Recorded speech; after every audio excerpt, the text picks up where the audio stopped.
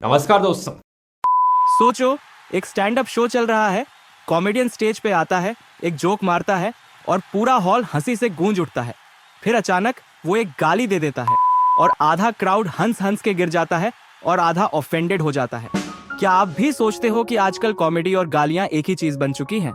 तो चलिए एक बार इसके पीछे की कहानी समझते हैं। डार्क कॉमेडी की असली हिस्ट्री।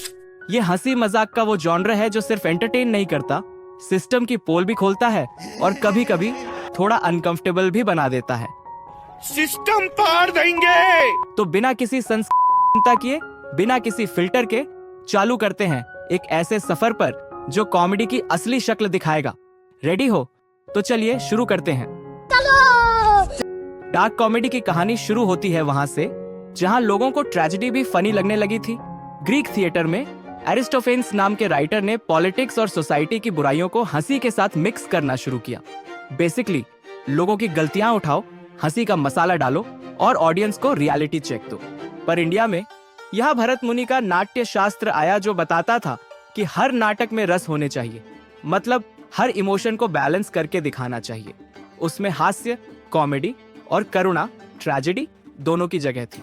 और इसी कॉम्बिनेशन से बाद में भारत के नाटक और लोकगीतों में एक अजीब तरह की कॉमेडी डेवलप हुई जो सिर्फ एंटरटेन नहीं करती थी बल्कि सोचने पे भी मजबूर करती थी। मुगलों के जमाने में डार्क कॉमेडी का अलग ही सीन था।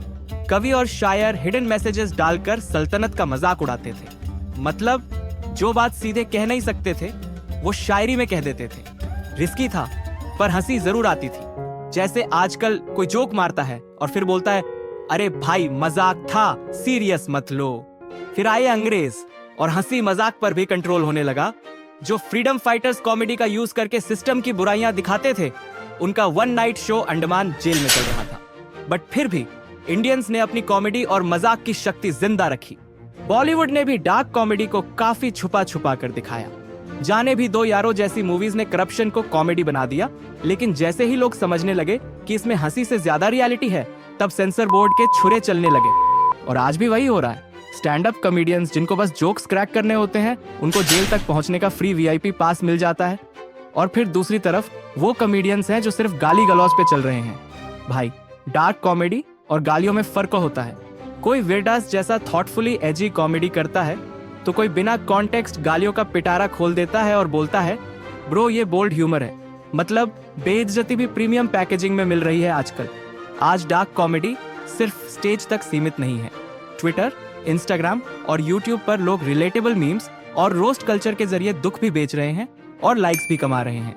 अब देखो, एक टाइम था जब लोग दुख सुनाने के लिए डायरी लिखते थे।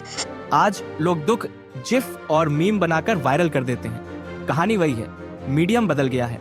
मतलब अगर जाकिर खान भी एकदम सार्कास्टिक और सिनिकल होने लगे तो ऑडियंस बोलेगी, भाई ये तो सैड हो गया, हंसी कहाँ है। बस यही डार्क कॉमेडी की प्रॉब्लम है। समझने वाले कम हैं, कैंसिल करने वाले ज्यादा। और एक और चीज जो अब डार्क कॉमेडी के नाम पे हो रही है वो है बिना सोचे समझे गाली गलौज डालना। भाई, कॉमेडी और बदतमीजी में फर्क होता है। जब एक जोक सिर्फ अब्यूसिव वर्ड्स पर डिपेंडेंट हो जाए बिना किसी कॉन्टेक्स्ट के, तो उसमें मजाक कम और फ्रस्ट्रेशन ज्यादा लगता है। आजकल बहुत कॉमेडियंस शॉक वैल्यू के नाम पर सिर्फ गाली देते हैं और बोलते हैं कि ये एजी ह्यूमर है, पर असल में ये सिर्फ वीक राइटिंग है। हंसी और ऑफेंसिव होने के बीच एक पतला सा लाइन होता है, उसको समझना बहुत जरूरी है। डार्क कॉमेडी सिर्फ एक जॉनर नहीं है, ये एक टूल है सिस्टम की पोल खोलने का, डिफिकल्ट टॉपिक्स पे बात करने का और सबसे इंपॉर्टेंट, अपनी टेंशन को थोड़ा हल्का करने का। हंसी जरूरी है पर कभी कभी सोचना भी जरूरी है।